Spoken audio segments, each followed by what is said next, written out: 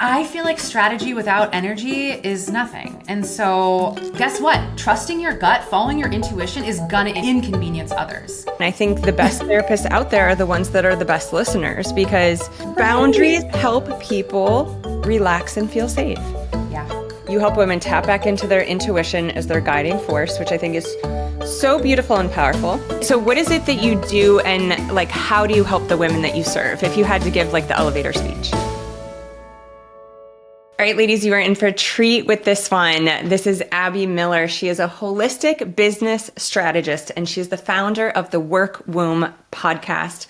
She basically helps women break through their ceilings, whether they're based on false beliefs, negative stories that we tell ourselves, fear, or boundaries. She helps women say yes to what makes us feel more alive and what helps regulate our nervous system. This is such a fun conversation with so many great takeaways, whether you are a woman following your calling, wanting to be led more by your heart in business, or just in your life with your family, your friendships, and other relationships. All right, Abbi, I am so looking forward to this conversation. I have like a direction of where I think I want to go, and then I have a feeling this is one of those conversations that's just going to take on a life of its own, which is my favorite kind of conversation. So thank you for being here. Oh my gosh, I'm so excited. So excited that we get to chat. So, we met at a very cool experience, the Runga Gathering, I think a few years ago.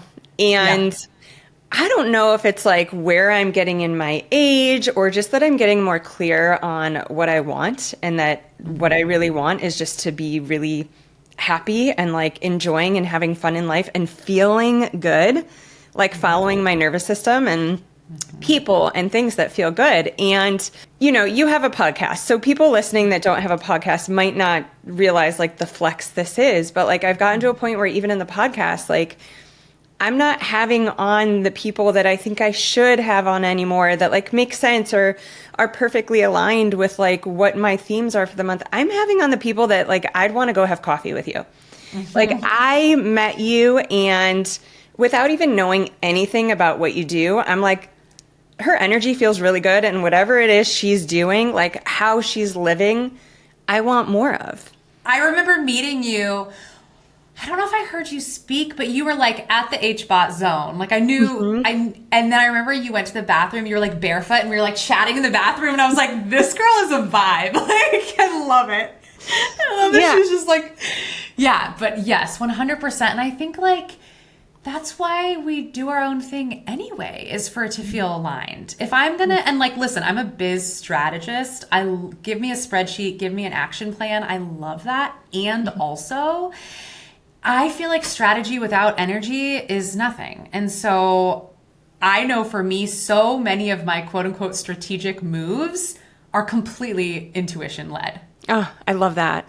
And I know that's part of what you do. So I want to just kind of get right into it. And I would imagine there's a place here for people that have a business and just applying business concepts to like the business of what is our life. Mm-hmm. Right. So what is it that you do, and like, how do you help the women that you serve, if you had to give like the elevator speech? Yeah. I love this question. So my background is in yoga and nutrition, and sometimes I joke that I'm a yoga teacher turned productivity preacher. And I think the place that I have the most fun is working with incredibly wild, generative, visionary, creative women who have massive dreams and goals, and they're like, I can't be CEO, CCO, and also be like the administrative assistant at the same time. Like, how do I do all the things? And so my work is really helping to harness the dream and the vision and really systematize it into daily steps. I would say my zone of genius is what I call the systems of self-bossing. Because when you are a CEO and a founder and a leader, you don't have someone saying, I need that on my desk by Monday. I mean, maybe you've paid your team to tell you that, but like you don't really have someone saying that. And so how do we lead? How do we lead ourselves without burning out? How do we not be overwhelmed by our own ambition, so that we can sustain and we can create in the ways that we want to? Yeah, I love that. And, some of the things that like jumped out at me, like I said, I loved you in person and then got to read kind of your story on paper as we were getting ready to do this interview. And like the words that stuck out to me were intuition, You help women tap back into their intuition as their guiding force, which I think is so beautiful and powerful. We all have it. I feel it's our God-given right as women. I think we've just forgotten how to listen to it. So if someone, I say all that to say, if someone's listening to this and they're like, well, I'm not intuitive. Well, you are. You absolutely are. And then the other thing I saw that you like, that's part of your lens, is a relaxed and aligned nervous system. So as we're having this conversation that we're about to have today, like those are what I would call like your North Stars. Like when you're working with someone, when you're guiding someone, the women who are listening to this conversation, like this is all going to come down to helping you understand how to lean in and follow your intuition, and your nervous system is your guide. And I really think, I mean, I have thoughts on that, and actually I'm going to hold them. Like, I want to know from you, when women start doing that more, whether it's in their business life, if they're a CEO, which, I mean, you're my girl right now. Like, you're exactly who I need in my life. A lot of my friends that are starting their own businesses are just, you know, their kids are getting old enough where they feel this calling, or like, here's something that I want to do that I never did, no matter how big or small. Or it's like the mom who has a plan for the house, or, you know, how she wants to go about meal plans or screen time.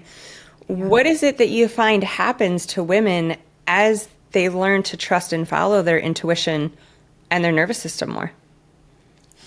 Oh my God. I'm like, everything happens, everything good. I mean, I think that's where we get in a flow state. And I mean, make no mistake, there's no part of me that's like, oh yes, motherhood is just one flow state. Like, no, there are definitely, I have a 5-year-old. Like there are very upregulated moments about the shoes don't fit and we don't like, you know, we had that today on the way to preschool. Wasn't the right footwear. We had a hard moment.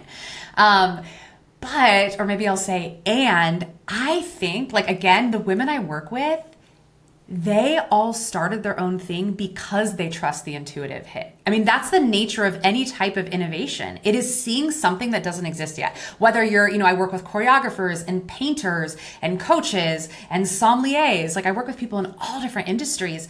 But the thing that's unifying all of them is the courage to trust your gut.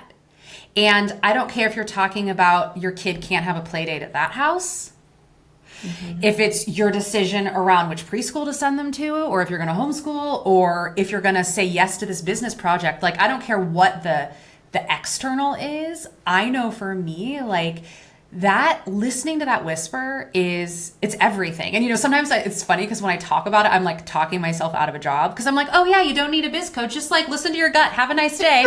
But I say that that's like a huge part of what feels, you know, like I think I'm creating what I want to see. Like, I don't know a lot of people in the biz mentorship space that value a client's intuition as much as their own expertise. And like, I've created and sold businesses. I've been an entrepreneur for, I don't know, how old am I? 20 some years. Like, I definitely have expertise. And also, I never assume that I know more than my client. And so like, in some ways, I feel like it's like one part a meditative inquiry, like thought partnership, you know, where I'm bringing them back to their body. There's like a very big somatic piece to my work. And also, like, my clients that work with me know I'm like screen sharing and taking notes. And I'm like, the strategy part of my brain is like anchoring the intangible to tangible.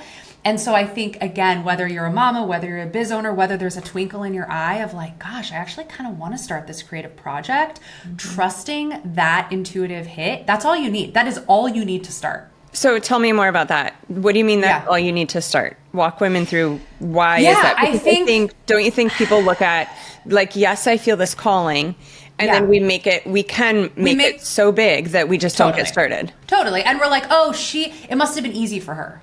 Oh, she must have been handed some whatever, money, access, privilege. Oh, she didn't struggle with what to post on Instagram. Oh, well, that mom, she always has her hair done, so she must not be having a kid having a shoe meltdown 5 minutes after you're supposed to leave. Like, it's so easy to other ourselves.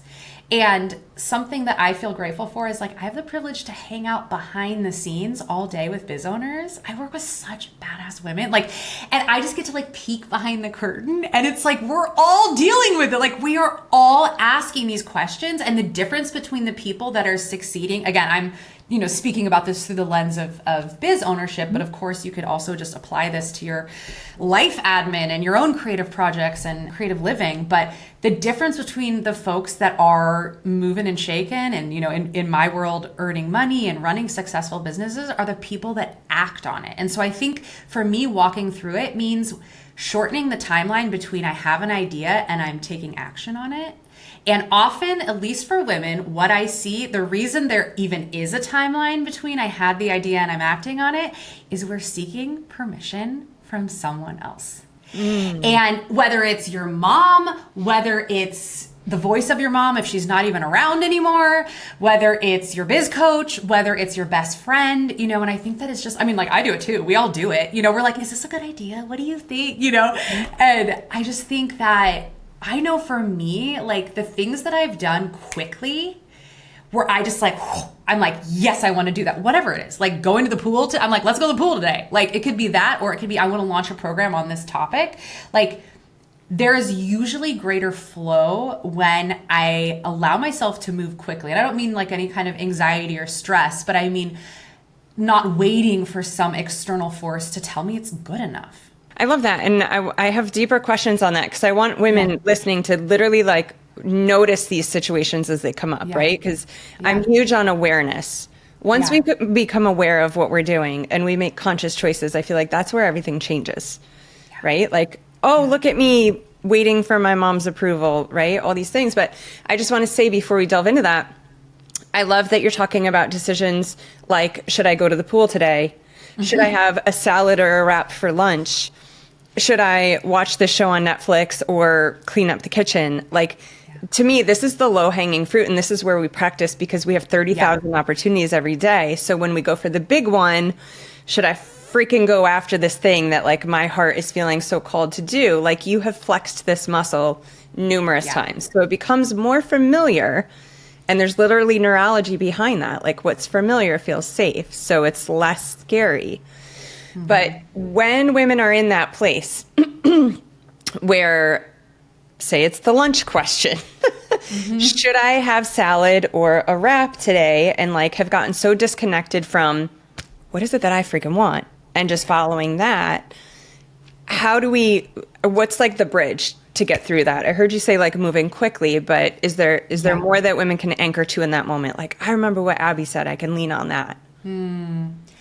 Yeah, I think you almost can't talk about intuition without talking about pleasure, because I think we all have some level of good girl conditioning, regardless of family of origin and culture and all of that. I think most of us are bred with some level of people pleasing, and it's often the thing that feels fun or easy or naughty or whatever we ascribe to that feeling.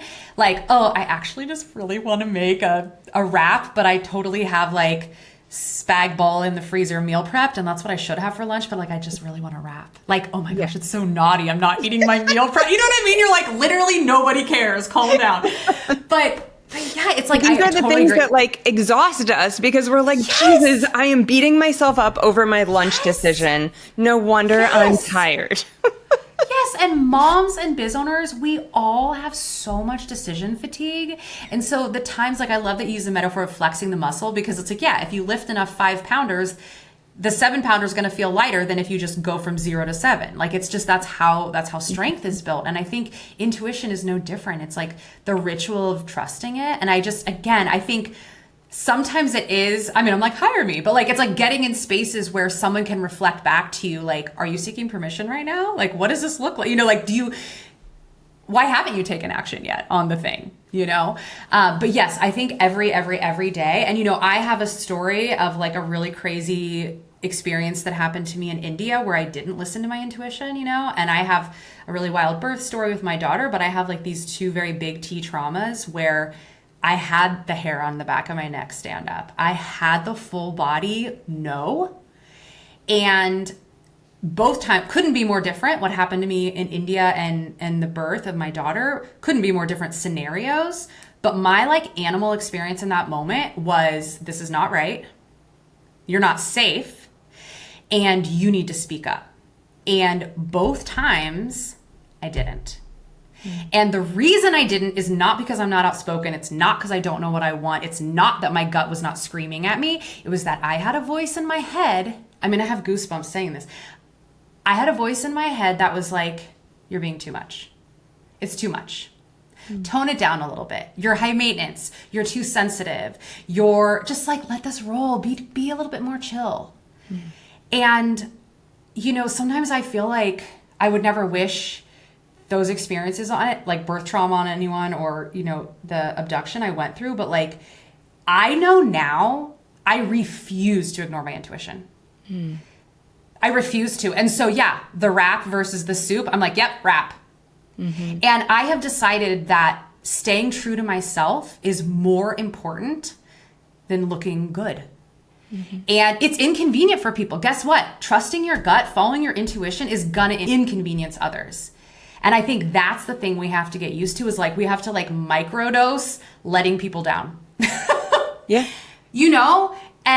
And that can look a lot of ways, like firing the babysitter that you just like have weird vibes about, or firing the person on your team. And, we can do this gracefully and with great love, but like, it's trusting. I mean, and again, I'm sharing examples of when it didn't feel right, which is definitely like for me, the jet fuel that I have around like, please do what I say, not what I did, but I think it's like, whether you identify as an artist or a CEO or a creative mama or whatever, it's like we are all innovating in our life. And I just believe that we show up, our software is already uploaded when we're born, we're here, we're ready. And it's like, and I think like, again, in the world that I'm in around biz, it's like real success comes, I think the success that we hear about is the folks that are willing to innovate. And guess what happens when you innovate? You step into a space that no one else has inhabited. You find a white space. Everyone else thinks you're a total nut job until it becomes manifest. I mean, you're like, I'm writing a book. Did you have the book finished the first time you talked about it? No, not even. No, you're just like pledging it to the world. You're like, I'm writing a book. And then you do the thing and then the book is coming now, right? And so now we're like, oh, she wrote a book. But there is just like a trust fall in all of it. And so I think maybe one last piece I'll say on this, Melissa, is like, how do we practice it daily? It's not waiting for our intuition not waiting for responding to and trusting our intuition to be comfortable for others. Because I think that's what most people face. They're like, like I'm thinking of a client who's like, oh, I just got my logo back from my designer. And she's talking to me and she's like, oh, God, I like actually hate it. Like, I just hate it, but like, I don't know what to say. And I'm like, you're paying her. You're paying her. You're such a kind human. Tell her exactly why you do and don't like, I'm like, why are you waiting? But it's like, just letting that, like, it doesn't have to be comfortable for others. And again, this doesn't mean we can't be kind and graceful in the way we move throughout the world. But I think if we're going to wait for our truth to be comfortable for others, we will never live the life that we want. 100%. Absolutely. That's such an important line. And, it's almost like you sound like you do therapy with people. And I think the best therapists out there are the ones that are the best listeners, because women know, and you're just holding space for them to get back to it and figure it out. But it sounds like in so many areas of our lives, whether it's because of how this generation of us have been raised and the women I think that came before us, our daughters are very different. My daughter will tell it like it is. Like, they are changing the course. Yeah. Oh, yeah. But it's like, who am I hurting? Who am I offending? Who am I being too much to? And what I heard in, like, I know you're going to deliver value even for all the listeners that don't choose to hire you. But what I hear and what I want to reinforce in this is that there's a time and a place to bring on a coach, a therapist, whatever it is. And usually these people, like Abbi is saying, have experienced some sort of thing in their life, and they are playing the role of the person that they needed that they never had. Totally. And these are the kinds of people that I bring on my podcast. These are the kinds of people that I love to have conversations with. And for anyone watching, like the influencers out there, or people out here doing it, like, we are literally creating the model of what we needed. Totally. And when you take someone whose mess becomes our message, there's a fire that we have that we will go to the ends of the earth to get solutions for people in our situation. Yes. Like 1,000,000%. These, I mean, for Abbi, if anyone's like listening to this and they're like, I'm curious, like, to work with someone who has a story is the person that you work with 10 out of 10 times. I will say that with total conviction, because you can borrow her trust in how important this is until you get your own. So Totally. Yeah, I know. And sometimes I feel like it's heavy. Like I have a very intense story. I was targeted for sex I'm kind trafficking. of curious I kind of want to hear a little bit about the India one. Saturn return. I was 27, backpacking around India, going to ashrams with my bestie, and we got targeted and abducted for sex trafficking. What does that mean? I know what sex trafficking means, but where were you? Like, paint a picture. I'm so curious. Yeah, I mean, we were in Udaipur, Rajasthan, northwest near Pakistan, and we were scouted by two men that are part of a sex trafficking ring. And their line was like, I was never like thrown in a truck. It was like they scouted us saying they needed extras for a Bollywood movie, and like, could we stay one more day? They think they need some Americans to play tourists, and we're like, but again, what's crazy, so I actually have a background in acting. I was like a musical theater Broadway girl in my teens and 20s. And so when they came to me, I was like, well, first of all, the hair on my neck stood up when these men walked. They were both gorgeous men. They hire like models to do this. They were like young, hot dudes. It wasn't like visually there was anything creepy, but they walked over to us. The hair on my neck stood up. You knew. And my whole body was like, run. But in that moment, and I have my own story. My friend and I had been traveling for 3 months, and I get like super car sick, and I had like probably every parasite, every gut. I mean, I was so unwell that whole trip, and I was just, bless her, like I was just like laying in that hotel, laying in that hostel, probably ashram, just purging from both upstairs and downstairs. Like it was not a great trip. So it was like, I felt like such a high maintenance friend because she just like wanted to like go play. And I was like, I'm going to lay in bed, And so by then I was like, I don't want to like rain on her parade. We have this cool opportunity. But even when I talked to them about it, because I was like, I'm like an actress. Like I just finished a career as an actress. Like, but they like wouldn't talk shop with me. Mm-hmm. There were so many red flags. But yeah, I mean, it's a wild story. But I ultimately, we escaped and, live to tell about it. But I mean, it's sex trafficking is real. It is real. And I had so much shame, Melissa, because my first business that I started when I was 23 was an international adventure company. We used to take teenagers on international trips. So I was like the savvy world traveler. Before that, I was an actress. I did like international Broadway tour. I was like Singapore, South Korea, Malaysia, Indonesia. Like I've traveled a lot in my life. And so by the time I was in India, and that happened, I was like, I had so much shame. Like, how could I get myself in this situation? How could I be so stupid? How could I be so foolish to like, and the things that I've had to work through and that I feel like I really have healed in a lot of ways was like, I wasn't foolish. I was not foolish. Mm-hmm. I knew the second that those men entered the scene that it was bad news. I overrode it. I didn't advocate for that, but I knew. And that's the piece that is actually really empowering from it all, is that my body never betrayed me. Like, I betrayed it. And, there's a lot of self-forgiveness in that. It was a wild fucking time. And it was over 3 days. And, yeah, I mean, there's a lot there. I could tell you it would be like a 90-minute podcast to tell you everything, but that's a whole other. We'll have another podcast. Yeah. When we're in person, I want to like sit with tea and hear the whole story. But well, I'm so glad, thank God, that you guys got out of it. And I think it's kind of a weird analogy to make because of what an emotional experience for you. So I'm not saying this to downplay it.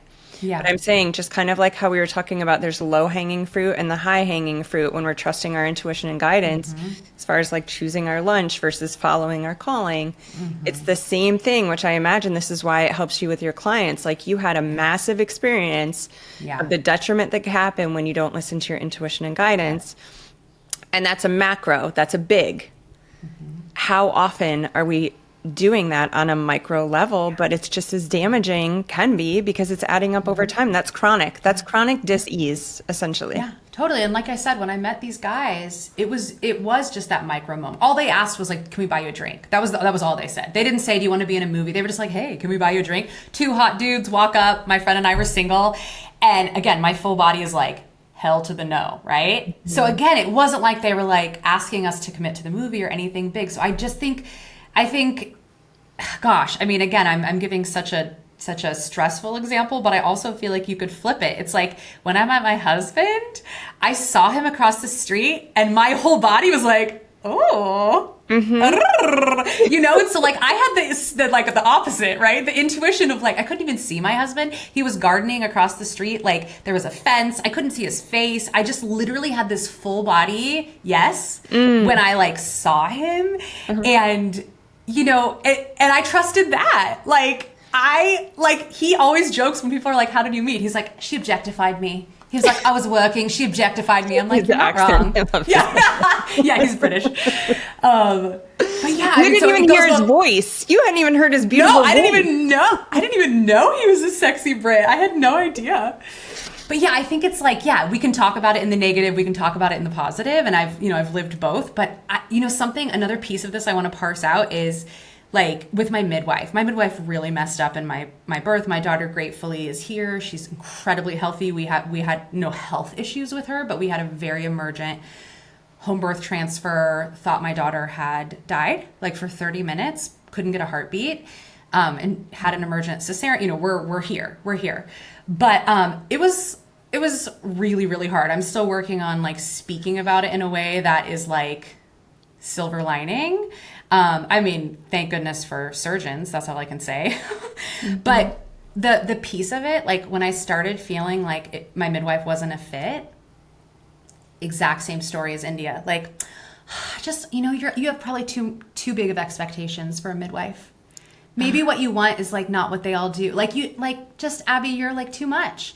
And that actually what I was saying is her discomfort, as in me communicating, hey, I'm not really feeling nurtured. You're not like getting back to me. I'm asking you questions. You're not responding.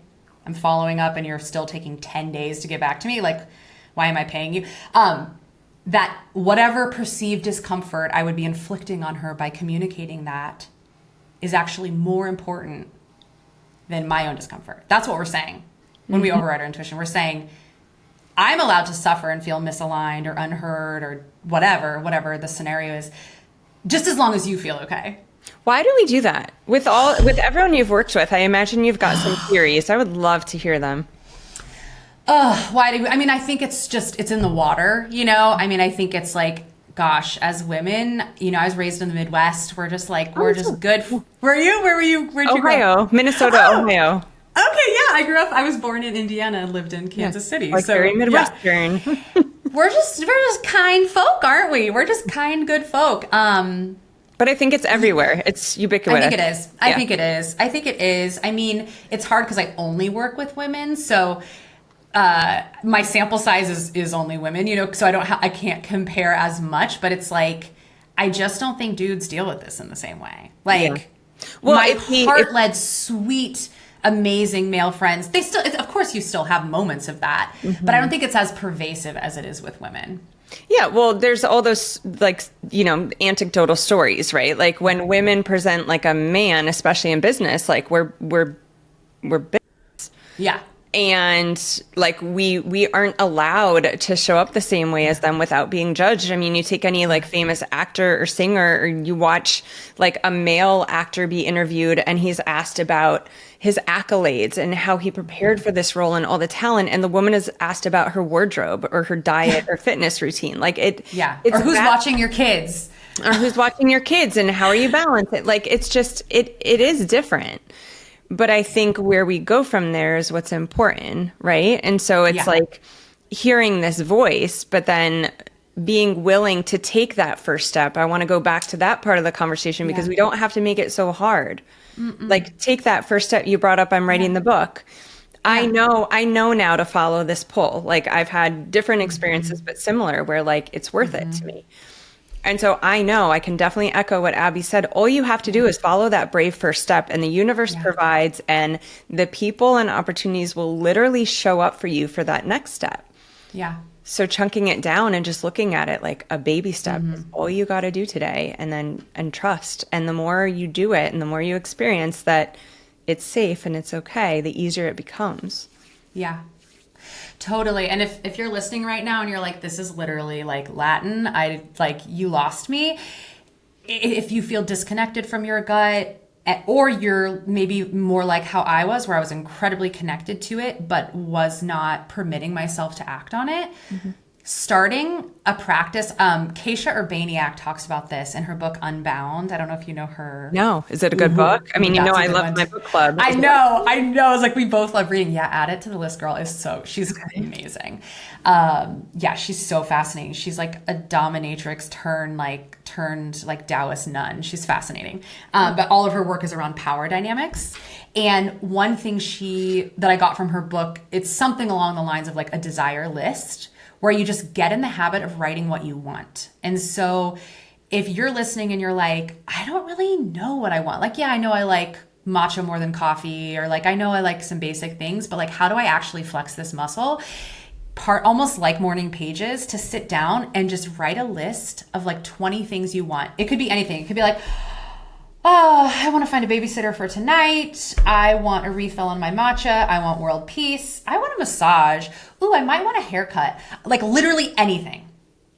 And just getting in the habit of connecting to what you want, it is profound. Like, I love this practice. Even just try it for a month. Like, and it could be like 10 things. It doesn't have to be a long list, but I try for like 20. And then the opposite, because like I think a huge part of what I do is actually helping women set up boundaries in their biz. And we can't have really a boundary without self-knowledge. So it's like identifying who we are, our zone of genius, the impact we want to make, the revenue we want to make, how this informs our biz model and our offer suite. And like, this is all stuff I do with clients, but building that all out from the intuitive place and then protecting it. And the way we protect it is by creating boundaries. And so if you also are like, oh, I don't know where to start on that, actually making the opposite list. And it can feel kind of funny for manifestors out there. They're like, wait, why would I write a list of what I don't want? Like, I don't want to bring that on. And so maybe you start with that, and then maybe you burn it, and then you do the positive. But also like in your life, and it could be like a let go list. Like we could kind of rebrand it a bit here so that it's like, I'd love to stop working on Saturdays. I think I might want to let that designer go, whatever, like kind of going through the list of things that you don't want or that you want to guard, because that's also going to kind of illuminate the areas where maybe there's a little more space for you to speak up too. So, I mean, that's like a really basic ritual of like, I want, I don't want. I love that. Yeah. And I hear what you're saying about like, we want to be careful what we're manifesting and what we're calling out and paying attention to. And I've done this practice, and it's very illuminating. It's very illuminating what you want to let go of in your life, what doesn't feel good. It could even be like a list of what doesn't feel good anymore, because you just start to like, whatever we measure, we manage, right? When it comes to like our health data and tracking. And I think when you can see on paper what is weighing you down, it becomes less overwhelming to start to switch things out. Yeah. And the lightness that happens once we do is so powerful. Yeah. You just gave me an incredible idea. I think I'm going to work on like getting this book into the book club. And then I love pairing them with 30-day challenges. And maybe we'll bring you back into help, but like to do a desire challenge, because how powerful for women to get tapped back in and free flowing. This is what I want. This is what I want. Oh, yes. And I love that. I want to ask you about boundaries, because I think, a lot of women's fear, one that I used to have, was speaking out for myself and holding steady to my boundaries, because I was afraid people wouldn't like me anymore, right? Like, I like to be at home at night. I don't like to be out late at night, right? This was like my big flex, as silly as that sounds, but I don't like to stay up till 11 o'clock on a Friday night drinking and partying. I don't. But I didn't feel confident speaking that out to my friends, because I'm like, they're not going to ask me to hang out anymore. And I think this is like a really legit fear. What I found on the other side of that is, yes, my relationships changed and my circle changed. But what I got on the other side was like people that truly loved and valued me and don't care if I go out on Friday night. They like to also play on Saturday mornings and have a workout. Totally. So there's like a trust of the letting go for what could be on the other side. Oh my God, yes. So I call this waving your freak flag. Oh, yes. And I love this in your biz too. Like, this can be applied to everything. This can be applied to friend playtime. This can be applied to, how you run your biz, whatever. But whatever the thing is where you're like, Oh, especially like, you're getting close when you're like, everybody blanks, but I blank. Everybody parties Friday night, but I actually just want to like read a sexy book with like really good tea and like literally be in my sweatpants. Anytime you're feeling kind of counterculture, even if it's your immediate culture or friend group or, for biz babes in the house, like your industry, right? Like, oh, everybody in my industry does X, but I want to do Y. First of all, that means you're innovating. So F yeah, that means you're like finding a white space. So like actually even more reason to do it. But yes, I love the boundary piece. And I think that when we kind of back to Keisha Urbaniak too, like when we have the courage to ask for what we want, we give others the opportunity to join, right? Mm-hmm. And we also give them the opportunity to have a different role in our life. And I think we also are going to get what we want more when we ask for what we want, right? So my example, I love my husband, but he's very British. He's very cheeky, but he's like polite in public. So like we both got a massage. I have an amazing massage therapist in Austin, right? Love her. She's amazing. Deep tissue. She did my whole like pregnancy. She does cupping. We love her. And I kind of like pretty deep tissue. Like I'm like, I want a therapeutic massage. Okay. So I send my husband to her. He's so excited, right? He comes home. I'm like, how was the massage? And he's like, he saw it's all right. I was like, wait, what do you mean? And he was like, yeah, I think it was good. I'm like, you think it was good? Your life was not just changed? And I said, wait, tell me more. And he was like, yeah, I don't know if I really like massages. Like it just was and he was like very confused.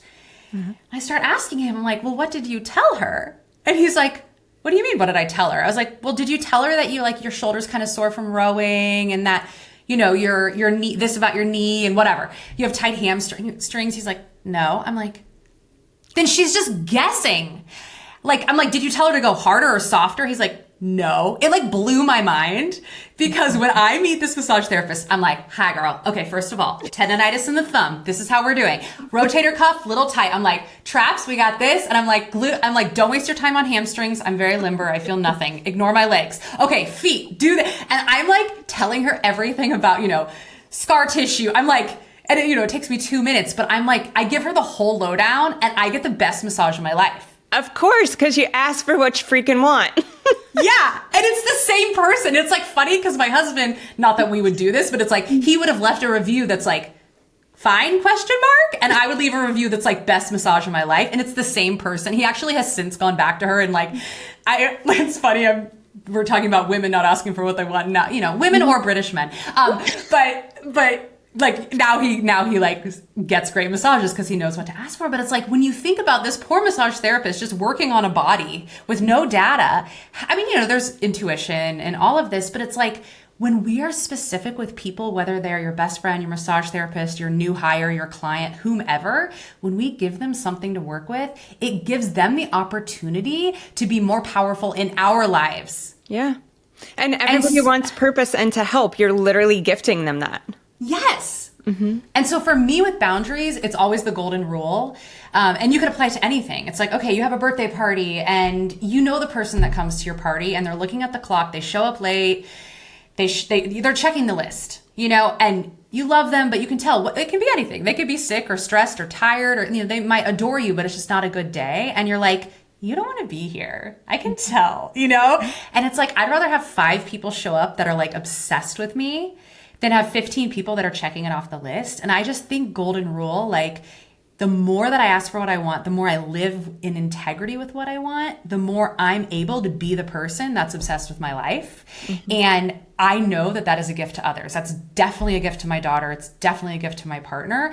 And it takes courage to ask for that and to shape that type of life.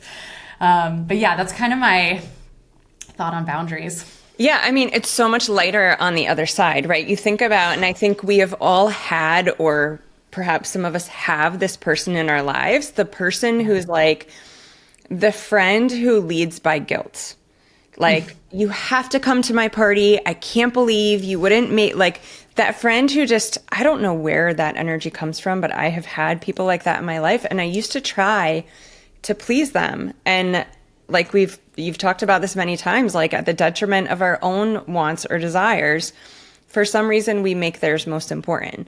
And I will tell you, like taking the courageous step or that brave these are my boundaries. I don't want to play this way anymore. And like just trusting that whatever comes from that, which might be a change in the relationship, is so much lighter. And we fall into the life of desire and the life we're here to live and in alignment. And it really just comes down to full circle. What I loved seeing on your sheet of topics, like follow your nervous system. Like if your nervous system is feeling heavy and conflicted and in knots around your friends, those are not your friends. No, that's not the vibe. Yeah. Totally. And I really believe if we don't hold our own boundaries, it's like if we don't make our own boundaries, someone else will. Yeah. Right. And like even an example with my midwife, I remember when we first started working together and she's like, okay, I need you in this portal for your labs. And then like, here's my phone, you can call or text. And then here's my whatever, like the birth center group chat. And like, you can also email me in the portal or, it was like, whoa. And I remember like after like the third or fourth meeting, and I would also message her and she wouldn't get back to me. And so I remember like after my third or fourth meeting, I just was like, I'm a biz strategist. So I'm like, hey girl, okay. I was like, what's your preferred form of communication? Like, what are we, and also she's in such a reactive biz, like her phone is always on loud. I'm like, you're a midwife. Like, I don't want to be blowing up your phone asking you about multivitamin when someone else is in labor, And I remember asking her like, what's the communication hierarchy? And she didn't have an answer. She was like, oh, just anything. And I'm like, wait, but I've been doing anything and you're not responding to me. So it was like I'd email her, she wouldn't get the email, and then I would text her like, hey, did you get my email? And then I would call her, did you get my text? And here's what I think, like by being clear with, and again, for me with clients, like I work with clients in Circle and Slack, and those are both platforms that I log in when I'm working and I log out when I'm not working. And I tell all my clients, I'm like, I dare you to spam me. You can message me 800 times a day. I have clients in Japan. I have clients all over. I'm like, don't worry about time zone. Love you. Message me all you want. When I am working, I will log in and communicate. And when I'm not, they get to relax they get to relax and feel comfortable because I'm holding a boundary. And that's really woven into my biz systems and our SOPs is like being really hyper communicative about boundaries we have around cancellation policies and reschedules and pricing and, access and all of these things, because I know it's like, again, I'm creating it because I feel safer with people when I know like what feels good to them. Mm-hmm. It's like for our children, like our job is to create boundaries for them because boundaries, rules, walls help them feel safe. And same, my phone's the same. I'm like, you can literally text me any time of the day. Like that boundary is mine. I will never, like my dad's phone is always on because he's just like a super protective dad and God forbid anything happened. Yeah. But like if I text my dad and he happened to be napping, it's like I ruined his day because I happened to text when he was napping. I'm like, I have no control over that. That's your boundary to hold. Like all I hear in that is, oh God, now I'm going to hesitate every time I go to text my father, which you don't want. Right. Boundaries help people relax and feel safe. Yeah. And so if women 100%. Need to hear that in order to be able to uphold boundaries. Yeah. All right, I want to ask you kind of just going back into the business world, and then let's talk about some of like your great resources and stuff. One of my dearest, closest friends, she has been fully committed to her kids, and, it's just at a time in their ages and stages where she's had a little bit more space, and she's very tapped into her intuition, and she has followed the calling and the pull. And, I hear a lot of like, what you're saying can be great resources for her in like, there are ceilings and caps and imposter syndrome, I think, that we hit in our lives as women and in business. And I'm curious on your thoughts on that. So like this morning we were walking and she was saying, I've watched her business, like it's going great. And then there's those obviously expected times where things are a little bit slower. Mm-hmm. And I was reminding her, like, this is a very natural part of business building. But, zooming out from that, like we were talking about how building a business is a lot like a therapy session or an opportunity to go inward, or like a plant medicine journey if people align with that. Like you are full on thrown into hitting your limiting beliefs, You're thrown into hearing that constant voice all the time in the background. You're thrown into hitting your ceiling and having to be brave enough to break through, because the people that keep going are the ones that do. And so as I'm saying that, like, what are if someone like that was to call you and to be like, how can you help me? Like, what are the main things? Where do you kind of go with that? Because I think that's every woman in business. Yeah. Oh my gosh. I mean, my first thought is find a community. Like, we have to normalize this. I run a mastermind. I'm in so many masterminds and groups and memberships. Like, I feel like being seen by others and seeing others thrive is so important, and also seeing them struggle. And I think it's one thing on Instagram, everybody's like, oh my God, I sneezed and I made 7 figures. And you're like, cool, but like, what if I only make 5 figures when I sneeze? Like, what's wrong with me? You know? And it's so easy to other ourselves and be like, there's some code that we haven't unlocked yet. And so I know for me, being in spaces, you know, and again, for me, it's running groups of conscious entrepreneurs that can absolutely celebrate when they sneeze and make 7 figures, and also be like, guys, it's not working right now. Mm-hmm. What do I do? And having everybody normalize it, because it's not linear. Business is not linear. Growth in general is not linear. Like, I remember hearing that early in motherhood. Some doctor was saying like, oh, people think that kiddos just slow, you know, they're born and then you just slowly grow. And the doctor was like, no, you literally have a growth spurt. Like, a kiddo will not gain weight or height for like weeks and weeks. And then in a 3-day period, they will, like, I don't know how many inches or whatever, but like they will literally have like a crazy growth spurt over 3 days, and someone bumps into you and they're like, oh my God, your kid's so tall, right? But to you, you don't always see it. And I think like getting other eyes on your biz, getting other eyes, like other perspective is so important.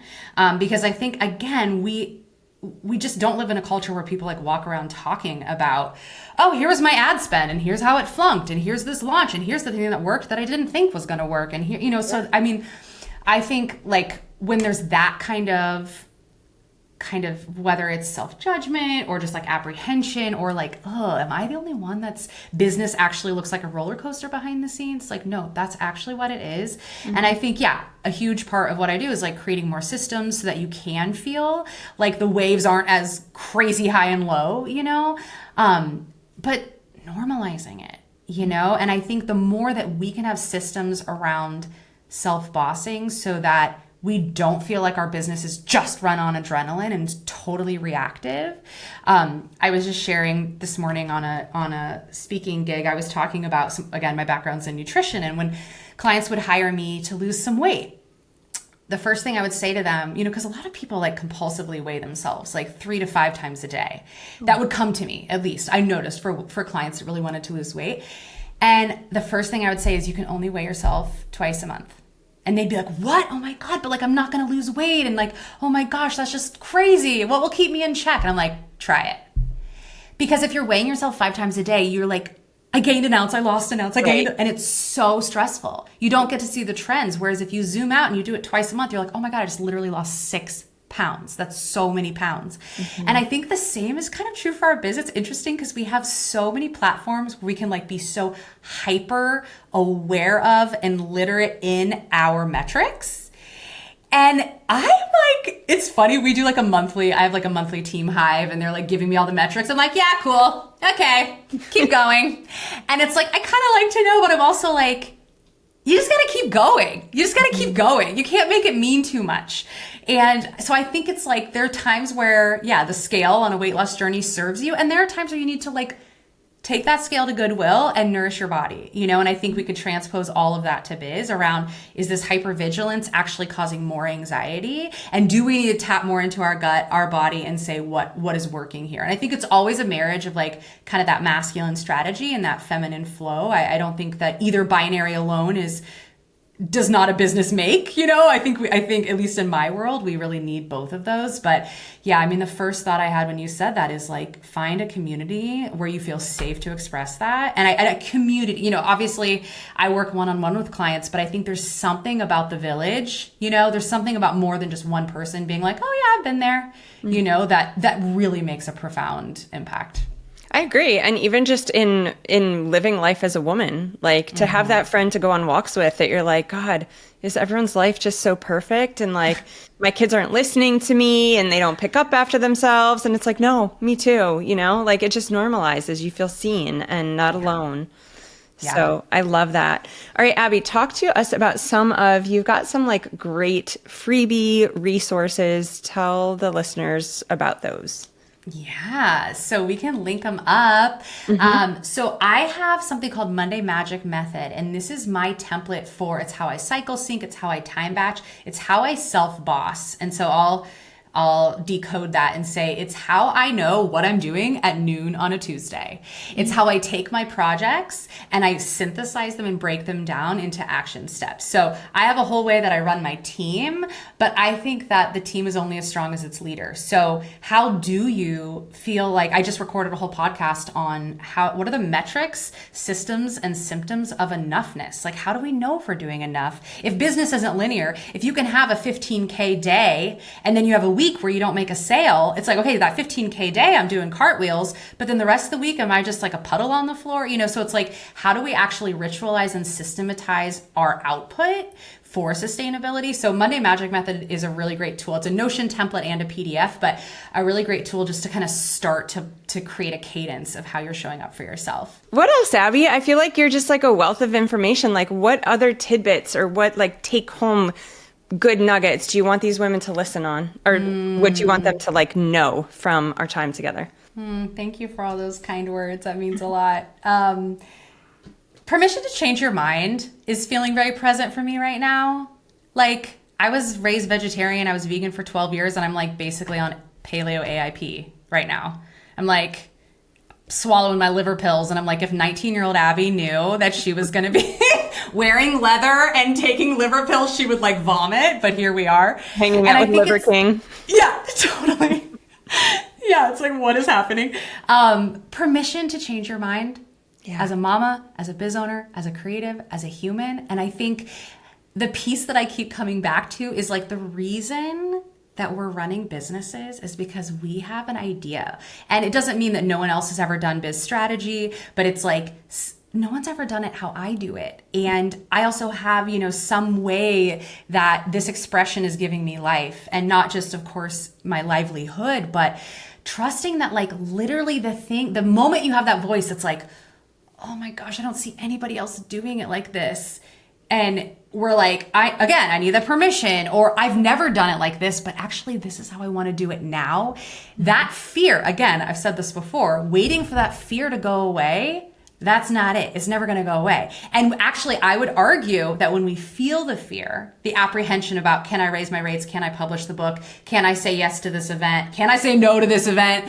Whatever. When we're like, ugh, and we have that like judgment moment, that's exactly why we should do it, whether it's the yes or the no, because that actually is like a growth edge. It's a growing pain. And I think so that's like been huge for me in my biz, making a lot of changes and actually saying innovation is, it's like if muscles aren't growing, they're atrophying. And the same is true for any biz. And it's like, I think we all just want to like set it and forget it. Want to be like, yes, this is what I'm known for. These are my systems. This is my team. I did all the things. I have a strategy. It all works. And it's like, guess what? The only thing constant is change. And so anytime you have the impulse to change, I don't care what it is, your logo, your prices, you're a vegan holistic coach and now you're a paleo, whatever. Trust it. Trust it, trust it, trust it. Evolution is the name of the game. Oh, I love it. I would add to that also, like if there's someone out there doing what you want to be doing, don't think that means you can't do it. Like if Abbi's out there doing something and I'm like, I want to do exactly what she's doing, I would do it the way Melissa would do it. Like there is enough. There's enough for everyone, and there's only collaboration at the top. And so just going back to, what you've said about the importance of community and masterminding, like you will find women who are like, you want to do what I'm doing? Here's the keys to the kingdom. Like do it right next to me. Like there's always room for more. And it's so much more fun when we all play together. So I love that you said that. Hard question for you. And I feel these two are very different. What is the difference between listening to your nervous system, listening to that hair on your neck, and pushing the edge? Because the nervous system, I feel like, would make us say, no, I shouldn't do this. But then feeling the resistance of like, I want to do this thing because I'm scared. Yeah. So how do we lean into the difference between nervous system or intuition, no, and a fear that it's time for me to walk through? Oh my God, asking myself that question every day. I mean, haven't fully cracked that code, full transparency, because it's sneaky. And especially self-preservation and, fear exists to keep us in mediocrity because mediocrity equals survival. And so I think that it's that self-knowledge piece, because we're also not usually going to be you can kind of tell if it's like, oh, am I afraid of putting on a blindfold and running into a busy street? Yes. Guess what? That's a dumb idea. That's very different than, oh, I'm afraid of whatever, gosh, like speaking recording on stage, a podcast about something edgy that I actually want to speak about. And I think what I notice is that speaking about something edgy, there's an initial desire. Yeah. There's initial desire and impulse, and then the fear is the block. The fear is the goalie. But it started with desire, where I think the other thing, like running into traffic, it's like just immediate full body, no part of that sounds fun. Yeah, I love that. Yeah. I think also, so for me, the way I differentiate is I think there's a fire behind the desire. Say it's speaking on stages. Say I'm like, I want to go do this thing and I want to speak on stages, but I have a fear of getting on stage. If I can think of that thing, the stage spot, and I can throw on Eminem and I can be in my best vibe of the day, I am like, hell yes. And then if I'm in the middle of the night waking up with that thought and I'm like, oh no, to me, that is just a fear. And so continue to get myself in that best state and continue to flex that muscle and continue to think about what it is that I need to follow that flame. Who do I need to have around me that's been on stages? What do they do to prepare? I think part of the ego voice that kicks in, the fear voice, is to keep us safe, like you said. And so I think having a conversation with it, okay, scared to go on stage, what would make it better? And like you said, it's that self-awareness piece, because we'll get the answers if we're willing to sit with it. Yeah. Instead of I'm scared, so I'm going to box this up and I'm put over here and I'm going to just distract myself and stay stuck, which is very easy. Yeah, totally. And I also think of just aliveness, because again, running into traffic does not, if I think I would die, that actually doesn't feel like aliveness. Where public speaking, it's like, okay, I'm probably not going to die. Feels exciting. Might want to do a little prep. Might want to get a new dress. Okay, there's some work there. But it's ultimately on the other side of it, I'm going to feel greater aliveness. And, it's, okay, so I have a weird shark phobia. I was raised in the Midwest. I think this is past life. I can't even explain it. It's a full body. If I see a clip art of a shark on a kid's book on a shelf, I have a total, it's wild. It's, and I have no shark experience or, any lived trauma of this lifetime. This life that you said, yeah. But such a crazy shark phobia. And my venture company, when I was 23, we went to Australia. And my family grew up going to Hawaii every year, and I would only get up to my belly button in the ocean. My parents would go on whale watches, and I was like, love you, I will be on the beach. And so we go to Australia, and I'm like, I'm getting in that water. And we hired a surf coach, and I was like, I'm fucking surfing. And I told everyone in the group, I was like, I sat them down, and I was like, listen. I was like, I have a phobia. I was like, this isn't just oh, I don't like the idea. I was like, it is something I'm working through. I was like, I'm going to be screaming the whole time like I'm being attacked by a shark, but I'm not. And I was like, I just want you to let me do me. But I am actually literally feeling the fear and doing it anyway. And I remember going out there and by the way, I love surfing, and I didn't know that because I had never let myself do it. And the whole time I was terrified. There was never a moment. I mean, maybe a couple times when you're really focusing on surfing and you're like, I caught a wave. But that I maybe wasn't thinking about a shark. But the whole time it was terrifying, and it was and as soon as I got out of the water, every time I was like, I want to do it again. I want to do it again. Life. But I get back in the water and freak out and lose my mind, but I kept doing it. And I think that underneath the fear, is this aliveness. And again, if I wait to not be afraid of sharks, I will definitely never surf again.